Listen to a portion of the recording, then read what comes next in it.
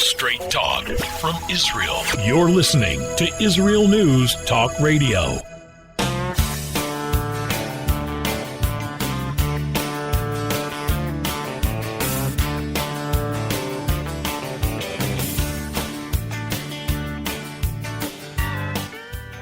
Welcome to Returning Home. I'm your host, Natalie Sapinski, speaking to you live from my home in the southern Hebron Hills, the Yeshuv Susia, where I live, and I've been for 15 years.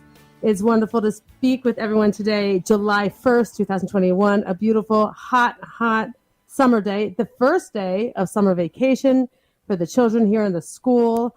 Very exciting for all the kids here. They finally get to sleep in and just relax for a little bit.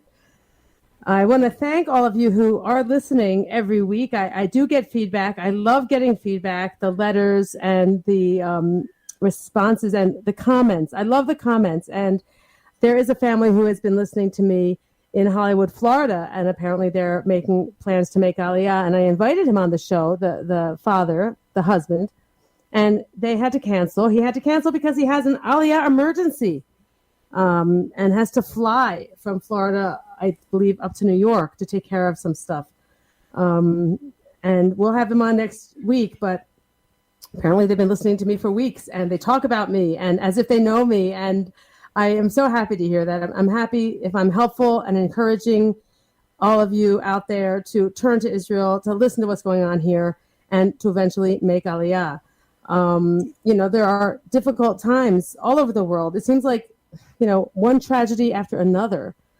And we have rescuers now from my organization, Rescuers Without Borders Israel, in Surfside, helping there with the disaster, the building that collapsed. And it's just heartbreaking. It's just heartbreaking to see what's going on there. I mean, they found 16 bodies so far. It's very, very slim that anyone will be found alive. It's so much rubble, so many families without any information. And it's hard. And our rescuers, they're helping and giving support, because that's what Israelis do, Jews do. We help each other all over the world. I love it. But when you look inward into our lives here, it's different. We don't have this destruction, disaster. And when you do build your life here, yes, things do happen. Bad things do happen. But we are strong here, and we go on, and we remember. And you can do that. You can do that. And living here, it makes you strong to do that. And these rescuers are amazing. They're very strong people. And I hope whoever moves here becomes strong like they are. Stay with us. We have a great show for you today. Don't go away.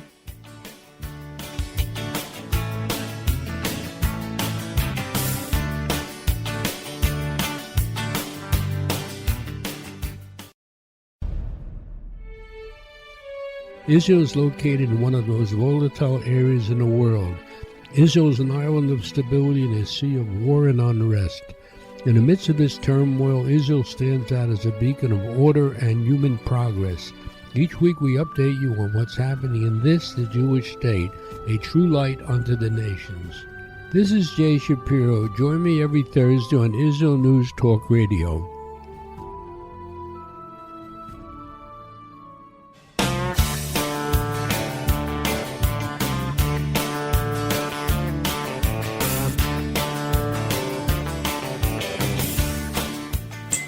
Welcome back to Returning Home. I'm your host, Natalie Sapinski.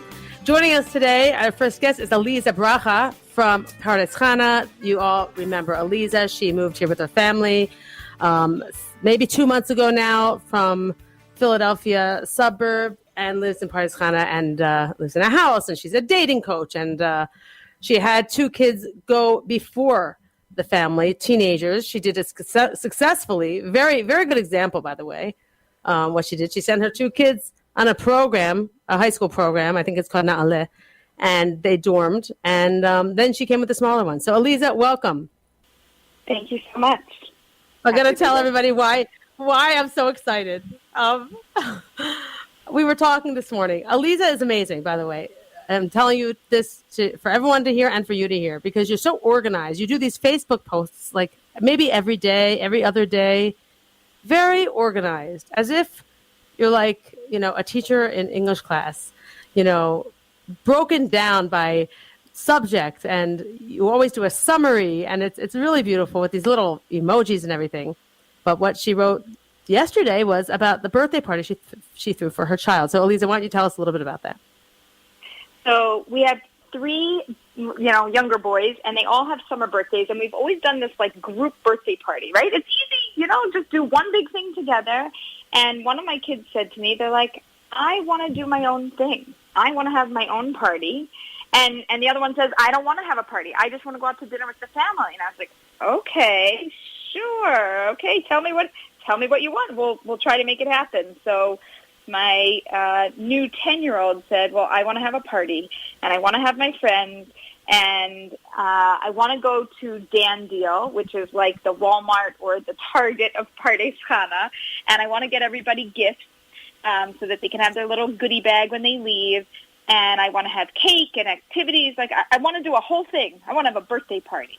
And I said, okay. So for a month, we started planning. We wrote down who was going to come and what we needed to buy at the store. We made 2 or 3 trips to the store. I used it it didn't matter how many trips we made, right? It was really about the experience and spending time together. And for a whole month, we planned, and we were really looking forward to this party. And a day before, I'm like, okay, you got to get the cake. In Israel, you could get a cake any day. It doesn't matter. And I go to the store to get the cake, and I'm like, wow, this nice, gorgeous, fancy cake is, expensive. And I was like, you know what? We'll make a cake. So I come home, and I tell my daughter, you've got to make a cake and cupcakes. You got to do a whole thing. She went to extreme lengths. I think she could go into cake decorating. It was so stunning with homemade icing, the shows where they roll it out and they measure it and they put it on the cake. It was a whole unbelievable thing. And the day of the party, everybody comes, and every vision that he had for the party came true. It's Israel, so blue skies, sunny and hot, perfect. Everybody brought swimsuits. We bought a sprinkler. The kids played soccer, and then they played some other, tossing, throwing game. My son made balloon swords. They had a fake sword fight. And we had, of course, pizza and cake. And okay, slow down. Okay, so first of all, kol hakavod, amazing. In my experience, nobody has a birthday party like that in Israel. The very first thing that I read about your post was this word goodie bag. And you probably remember I was like, goodie bag? I haven't heard that in years. That, as far as I know, is an anomaly. I've never seen that. And where I grew up here in Israel, where my children grew up here in Susia, most kids don't have birthday parties. And we were we're the only Americans here. We're the only ones who did them, and we don't do them like you. No fanciness. A bowl of popcorn, a cake, totally sloppy that I did because I'm not some fancy decorator, And a game called that I told you is chavilat overet. Now, chavilat overet is pretty much like pass the package. And my kids also did the party. Like your daughter helped you with yours. My children did the parties for us here. They wrap a box, and you'll do this next year. You wrap a box. It could be a package of marshmallows. It could be a package of candies. It could be a toy, something that the winner will get at the end. And they wrap it with multiple wrappings. Newspaper. We use newspaper. And wrapped it many times, maybe 5 times, maybe 6 times, wrapping it.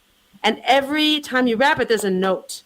And that note gives you directions. And the directions are, here's the game to play. So you pass that package around. Yeah, you pass the package around. And I don't remember how, I guess you play music and you turn the music off and it stops. Whoever's holding that package unwraps it. And then you see the note inside saying, do this. And it would be like soccer, or it would be jump rope, or it would be races on the court. Anyway, this is the party. Not, the kids kind of run the party. It's almost like it runs itself. What do you think of that? That's amazing. I love it. Yeah. And I think that we will, I'll pitch it to my kids. I still have one more birthday party that I think that we have to throw in July at the end of the month. So maybe he'll want to do a party like that. Oh, yes. It's not like I'm not this party planner. My mom was actually the party planner. But in America, we've thrown parties, but birthday parties, I'm like, we'll take you out to dinner, we'll have a cake, we'll do something. This was really like my son did throw the party. He had this vision of what he wanted, and I just, there's a movie called Yes Day or something like that, where the parents just say yes to whatever the kids want for the whole day. And that's basically what I did for this birthday party. So whatever he wanted to do, I just said yes, and we went along with it. And, you know, the best part of the whole party was when, you know, halfway through it, he looked up and he said, I am just so happy, and can we please do this again next year? Right? Like, he was glowing. He didn't even have to say anything. I could just see it on his face. Very nice. Well, you have a bunch of kids there, so you can do them not just next year, but, you know, you have one coming up in August, you told me, so, like, do it for that kid. And, yeah, birthday parties it's an excuse, or I guess an opportunity to make a memory for them. And this whole aliyah, you telling me they have problems in school, well, let them have, you know, he has total control of the birthday party. So you did it right. It's good. It's really good. Right. You know, I'm a big believer. He invited the Hebrew-speaking friends that he said he didn't want to invite because what would they, you know, how would they communicate and how would it work? And they came, and they made it work. Of course they came. They know how to play. Well, listen, they also got a taste of how it is to be in an environment where it was an all-English-speaking environment, and then you look around and you're going, okay, I think I understood what they said, and you have to practice English. Then I'm a chance to be the foreigner. I understand. Interesting. Right. Interesting. There was something else I wanted to tell you that you should do. I think I told you this. I taught the kids, my children and their friends, duck, duck, goose. I don't think they have that here. They love it. And we did it in Hebrew, you know, and not just arvaz, barvaz, which is like the same sounding name, but things like shako, vanil, or cola, meats. Let them choose, you know. Oh, they love it. I mean, half the fun was like making up these words, these opposites. Kelev, chatul, which is dog, cat. I mean, anything. And they love it. They don't have that game here. So you should definitely teach that to them. That's cute. They would love it. They have so much fun just playing with their friends. It doesn't even matter what they do. My husband made up some game where they had these bean bags and they had to toss them and he had something to throw them into, and they're throwing it across the yard, and you think it's never going to work because it's so tiny. And you know, 4 throws later they make it in and they're all screaming, yes, we got it, we did it. This is so they don't do from what I've seen. Okay, and I am not the authority on Israel birthday parties. Okay, but I just know mine. And a lot of the families, unfortunately, like show a movie and get a pizza, and that's not what I do, and it's not a real party, and the kids don't even learn anything from that, you know. So what you did is very special. I know what I do is very special. I even build a treasure hunt, and give clues. I went a little crazy with my kids because I wanted them like running around. And that's what I did. I divided them up into teams and gave them clues and had them running around the yeshuva for an hour. It was hilarious. They were exhausted at the end. The funniest. It was hilarious. I think they would love that. I think if I tell them that, I think they'll be like, yeah, treasure hunt next year. And I think they'll start making the maps right now. Yeah, right. Because it's very hands-on. And it's the environment here. Probably Pardes Chana too. It's a small little town. A yeshuv, they're completely free. I mean, why put them in a room with a movie when they can run all over? You know, they can run all over. Let them run all over. If it's not too hot and not too cold, let them. So that's amazing. And so you have everyone home, and now it's your first Israeli summer, right? Our first Israeli summer, and it's hot. Yeah. I mean, listen, like it's not like it's hotter than, you know, Philadelphia. It's just hot. I think it's going to be hotter for a longer period of time and maybe a little bit more sticky, although Philly is sticky too. We don't have humidity where I live. I was going to say it's dry. Here it's very dry. Yeah, not in Pardes Chana. We're dripping. Oh, wow. So you deal with it, right? You deal with it. Yeah. I mean, it's really 2 months. It's all of July and all of August, and that's it. And then it goes back to being gorgeous. That's right. As soon as the Chagim start, it's just amazing. I mean, Hashem is like totally looking down on us, and He changes the weather as the Chagim come. It is. It's like a mamash living in a miracle. You'll see it. You'll see it. It's awesome. I can't wait. Yeah, but you do have 2 months to fill, and I hope you enjoy them and don't get too stressed having everybody on top of you. Your older kids are probably I know. Well, I know. For the older kids, you can't get a job here until you're 16, so you could do all, you know, babysitting and all behind-the-scenes kind of jobs. But if you want to go work at a store or do something, not that they even have enough Hebrew to do that, but but it's not really an option. So we're getting super creative and trying to figure out how to keep them busy and happy. And so far they've done bowling. They had a couple teen nights here, and they've been making a lot of plans and swimming, and it's been good for them. They've had a nice time so far. Good. It's important because this is their first summer. You want them to enjoy and be productive somehow, and you'll do it. You're a doer. I'm not concerned. We're going to have them work on their Hebrew. That's also, we're getting a Hebrew tutor. She's going to come over and make sure that they're getting the conversation going. Well, Yofi, we're out of time. Thank you for visiting. Thanks for stopping by. Have a great week. Thank you. The Tamar Yona Show. Tamar? She's sassy. She's smart. She's funny. But she's also a real Jewish mother. Hi, everybody. I'm Tamar Yona. And yes, I can be all of those things. But at Israel News Talk Radio, I'm here to bring you the news stories and guests that you may not hear anywhere else. Join me live on air Sundays, Mondays, and Tuesdays for the most unique and bold talk radio in Israel. The Tamar Yona Show. Shalom, I'm Leah Aharoni. Join me on my show, News from the Torah.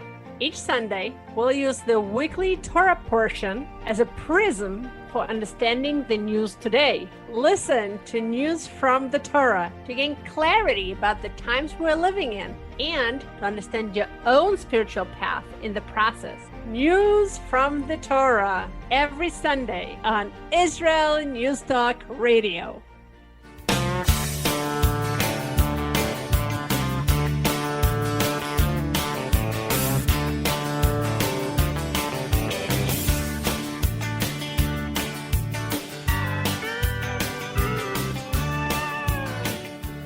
Welcome back to Returning Home. I'm your host, Natalie Sapinski. We are having a small problem with our next guest, but as soon as she is available, we'll get her. I actually had a long conversation this morning about this birthday party thing with Aleeza because I got really excited because that really was a big, I don't want to say it was like a big part of my life, but my children, when I moved to Israel, they were 2 and 3 years old, and I had 3 more, and birthday parties were not done, and that was like the one thing I wanted them to have as memories. I really think creating memories for your family, for your children, gives them so much to carry with them, so much bitachon esmi, we say, self-confidence, and they learn certain skills, from all these experiences, and this is like kind of like, a learning opportunity, these birthday parties. And I was explaining to Aleeza that I really built these treasure hunts, and I would actually write out clues and send my kids all over the yeshuv. And just not my kids. I mean, I divided them into teams. They had their friends with them, and I would send them all over. And this is the kind of lifestyle, living on a yeshuv, where you can do that. And I was just telling you this. I was telling Aleeza this. You don't need to keep them in the yard. You don't need to keep them in the house. It's so freeing. There are people who ask me what it's like to live here, and I used to say it's like camp. And they were just, they couldn't really believe it. I was like, it really is like camp. And there are certain aspects of life here that you just won't find anywhere else. For instance, our store, we have a market, and every family has an account. And, when you send your child to the market, they give their number. It's like the end of your phone number. And so they never have to deal with money. It's really nice, And then I pay at the end of each month or when it gets to a certain amount. But you can't do that in the real world. You have to have money, right? It's pretty nice. And other things everyone knows everyone else. And people say Israel's like one big family, but it really is. And when you live in a yeshuv or a small town, it's even more so. Now, there are good parts of that and bad parts of that. Maybe you don't want everyone to know your business, and they do. But there's good to that, because when you need help, they're there to help. And when you're down and when you're suffering, and when you suffer a loss in your family, for instance, my husband lost his father years ago, and, we had a minyan in our little house every morning, our little house, a minyan. It was amazing. our house was very, very small at the time, and I had to put a curtain up to block the hallway to the bedrooms. We didn't even have a door. Nobody cared. They came, and they comforted him. It was amazing. That, I think, happens in every Jewish community when it's a religious Jewish community. But when you're here and you're far from family, and you're an ole, you are an immigrant, those types of community things are so much more meaningful.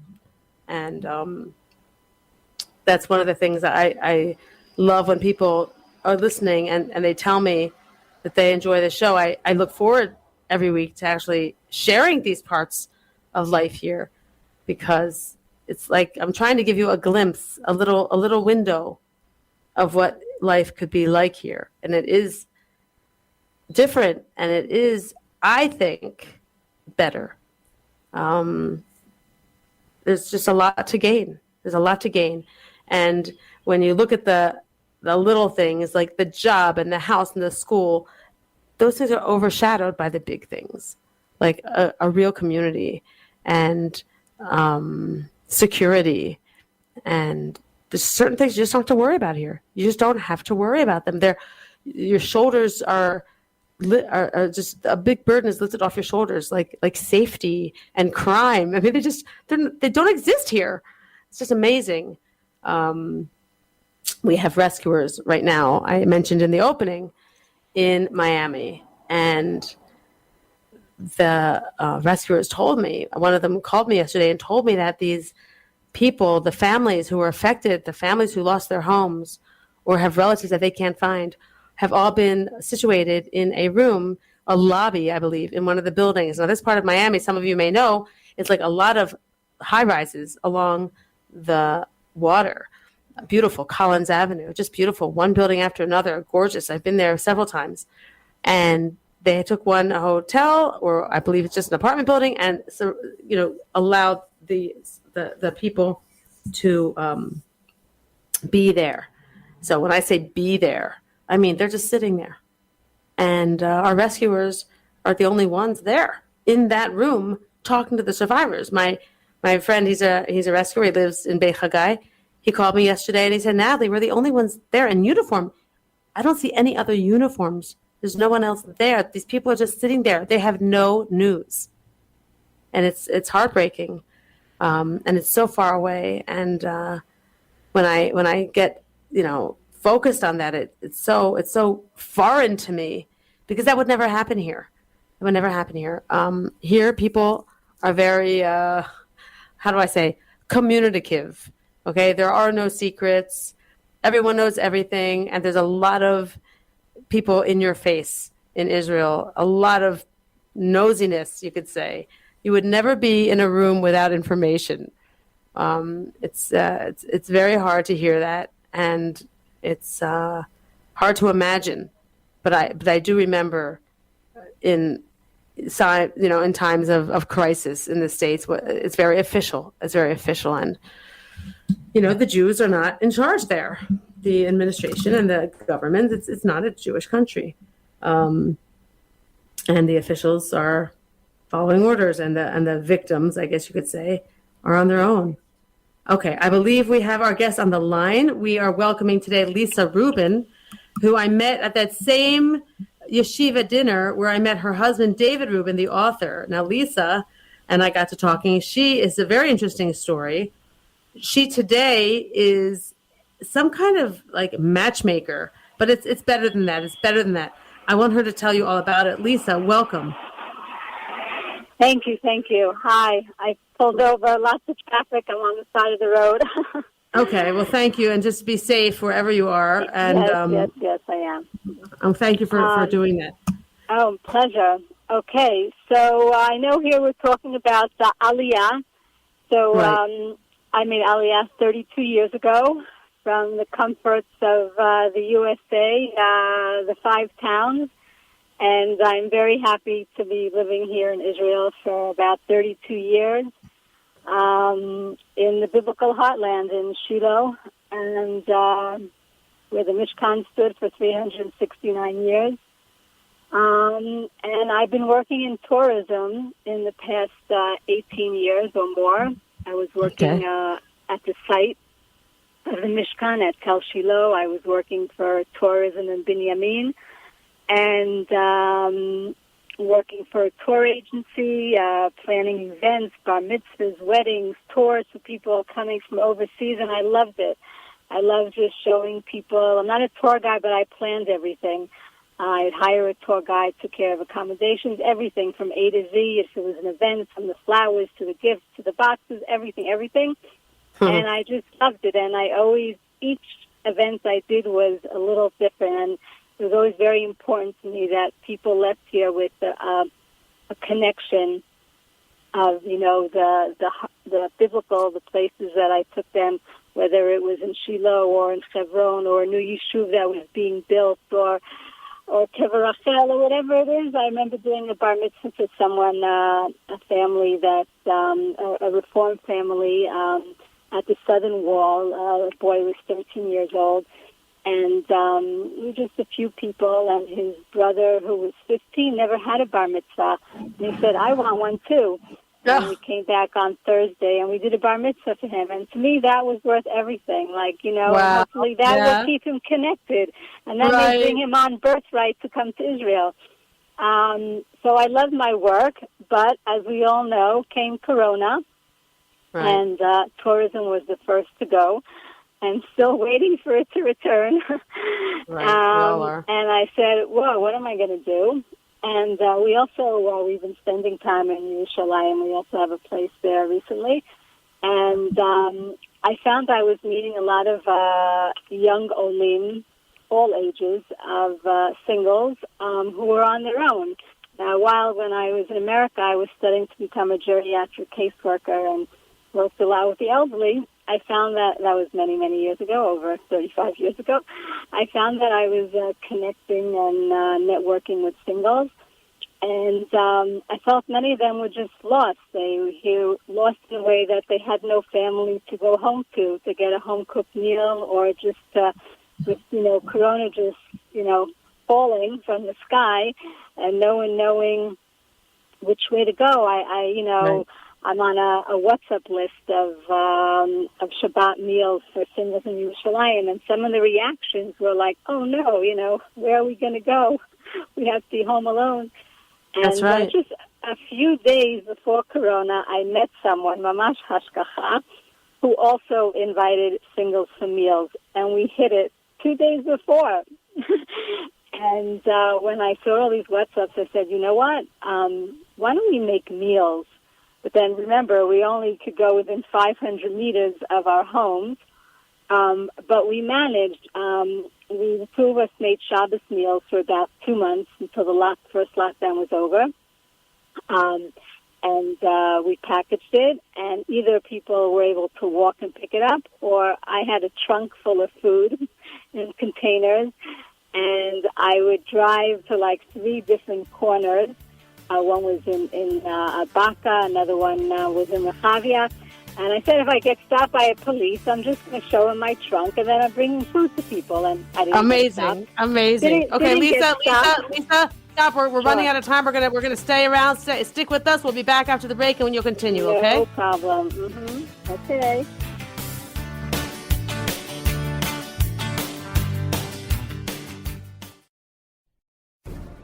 In a time where feelings have become fact, where rational thought and common sense has disappeared, one man stands above it all. I'm Howie Sobiker, your political hitman. Political Hitman airs every Tuesday at 11:59 p.m. North American time, 7 a.m. Israeli time, only on Israel News Talk Radio. Are you interested in transforming your life, drawing closer to the Creator, and uncovering the deeper meanings and hidden treasures in the Hebrew Bible? Then join me, Rav Yitzhak Michelson, and me, William Hall, on the Science of Kabbalah, where we are seeking to narrow the gap between what we understand of our physical and spiritual worlds. So make sure to tune in every Tuesday at 5 p.m. Israel time, 10 a.m. Eastern Standard Time, here on Israel News Talk Radio.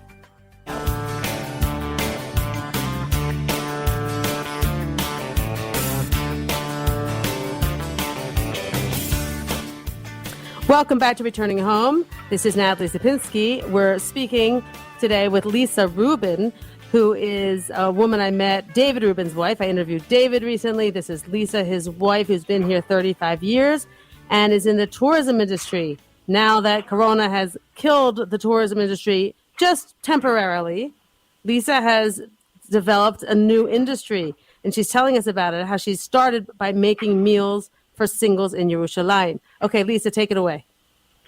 Okay, so I don't know if I'd call it a new industry because this is all my volunteer work right now, but a volunteer industry, I guess. And so I started making meals for singles in Yerushalayim from all over the world, from Australia, Germany, France, Argentina, Mexico, Brazil, Italy, and meeting some really lovely people. And they were just so appreciative that someone thought of them and, brought them a home-cooked meal. And it was really lovely. And then the lockdown was over. And, as much as I would have liked to continue with the meals, people were going out and were able to shop on their own. So I didn't feel it was as much as a need. So I started inviting them when we were in Yerushalayim for Shabbat. But then again, you couldn't have more than 5 people, windows open, closed, mask, no mask. So we did everything according to the Ministry of Health regulations. But that still didn't keep me busy enough. I mean, of course, most mothers spent much time in the kitchen and doing laundry because their children were home. But while everyone was Zooming away and my husband was, doing his, writing his books and listening to the news, it always made my stomach turn. So I said I have to do something else, and I started planning events. My first two events were... Let me just cut in a minute, because it sounds weird to me that people just, what do? Drift down the block, see your trunk open, and say, oh, can I have one, and take a meal home? No. People had to call me. I put out a message on, there are 2 WhatsApp groups that I'm connected to called Shabbat Meals in Yerushalayim. Okay. So that's what I did. But I did have a situation where someone was on the corner and they saw it and they asked, and of course I gave them one as well. And someone else came and said, could I take one from my friend? Okay. So here's okay. Let me ask you also. These people, these are older people, younger people. Who are these people?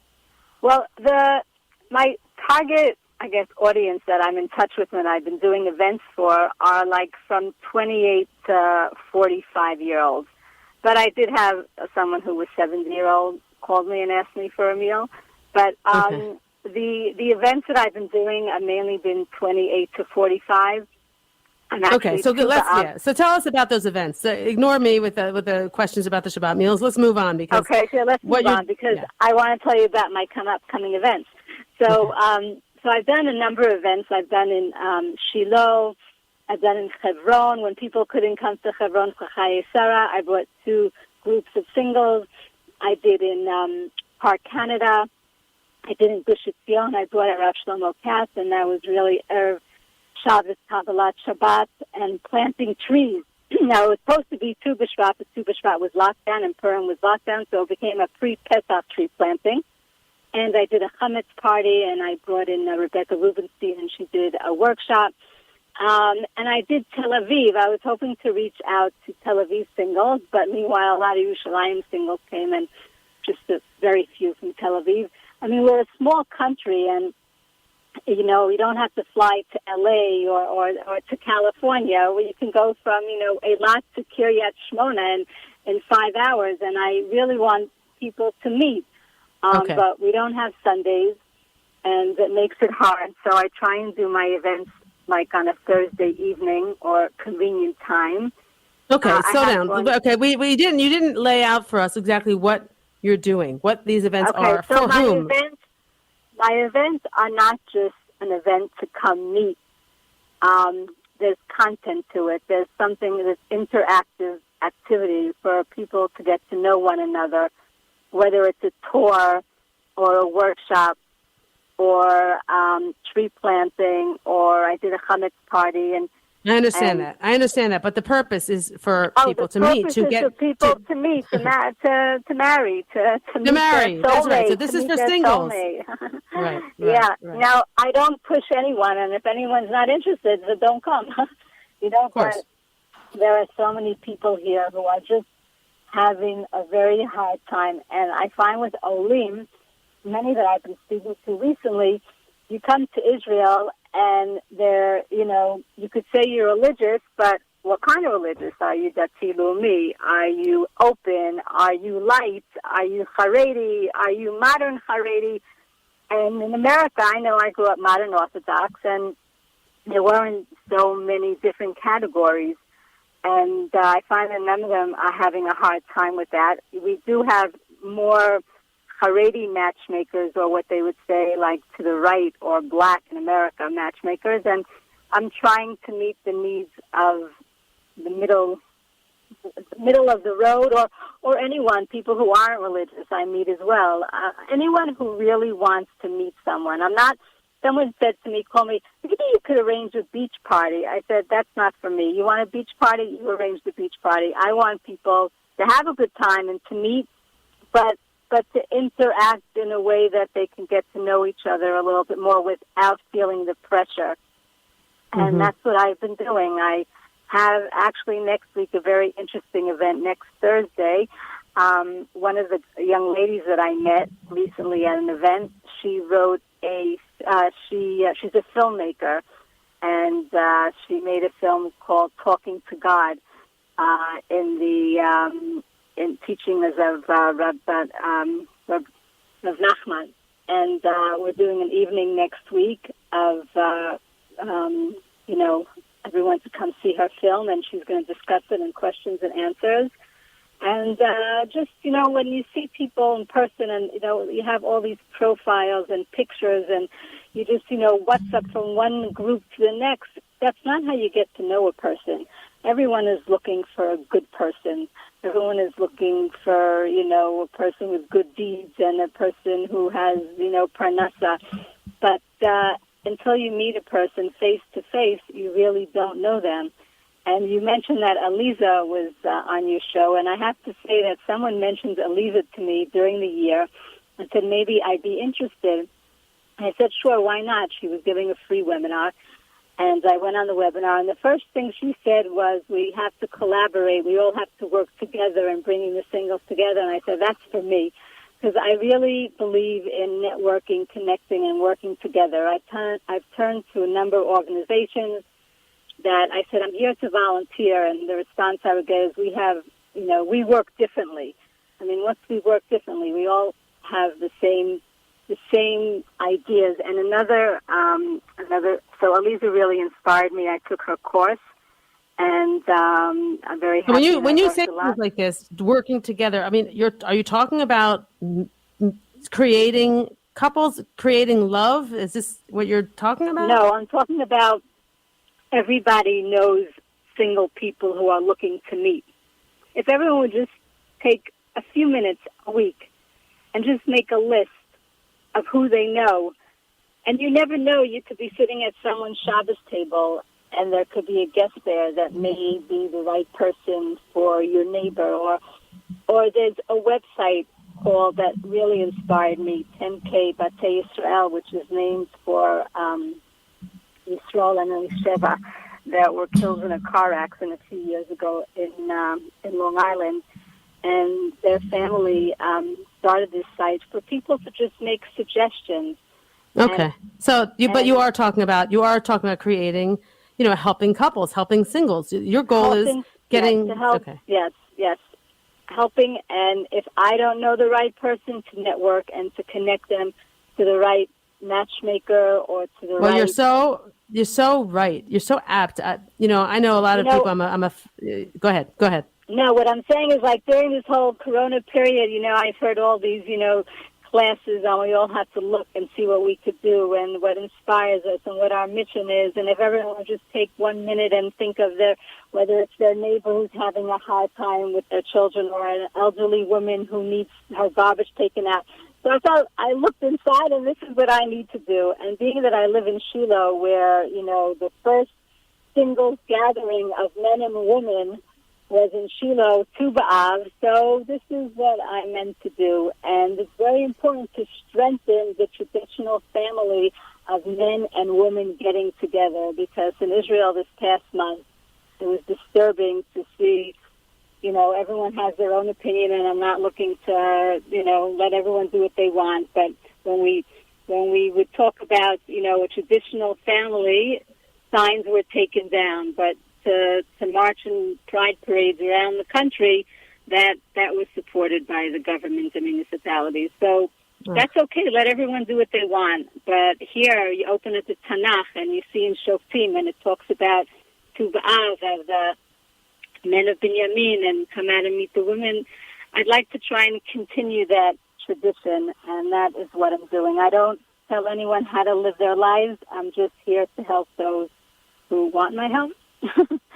Well, I think plenty of people do, and I was going to say, I'm the head of fundraising for Rescuers Without Borders, and I meet so many people whose children have moved to Israel, and the parents are in America, and they say, "Oh, can you find someone for my daughter? Can you find someone for my gorgeous son?"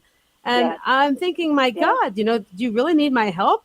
How old are they? 26, 29, 30, 28. Have them contact me. I want to meet more people. Yeah. I'm just shocked, though. I'm shocked. I'm just surprised. No, well, also, I'll tell you, a lot of the problem today is also social media, in that people are given a suggestion of someone, and the first thing that they do is run to Facebook to see who their friends are.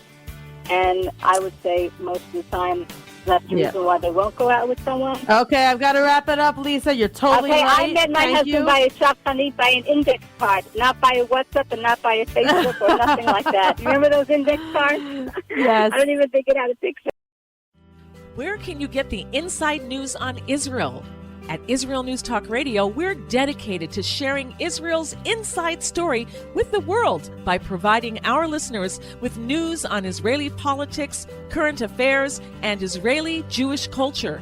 The Israel News Talk Radio homepage also provides you, the listener, with useful information at your fingertips, with scrolling news headlines, weather, currency exchange, Shabbat candlelighting times, and so much more. Our radio programming is always accessible and on demand. We operate absolutely free of charge for everyone, everywhere. If you love what we do, partner with us now by becoming an Israel News Talk Radio supporter. With your support, you'll be inscribed on our Israel News Talk Radio Wall of Fame. There's nothing like us in the world. Be part of something great. Israel News Talk Radio. Straight talk from Israel. Howdy, this is Rita from League City, Texas, now living in Israel. And though my heart may have belonged to Texas, it now belongs to Israel and all the fantastic show hosts at Israel News Talk Radio. Hi, this is Michael Solomon from Kiryat Arba, Israel. And why do I love listening to Israel News Talk Radio? Because I love listening to the interesting interviews they do and their news reporting that most other media sources don't cover. Hey, this is Nicoleko from Malmö, Sweden. It gets pretty cold here in Sweden, so I love cuddling up with a warm cup of tea while I listen to Israel News Talk Radio. Hey everybody, this is Frank Morris from Tennessee. Me and my dog Buster really love listening to Israel News Talk Radio. You're listening to Israel News Talk Radio.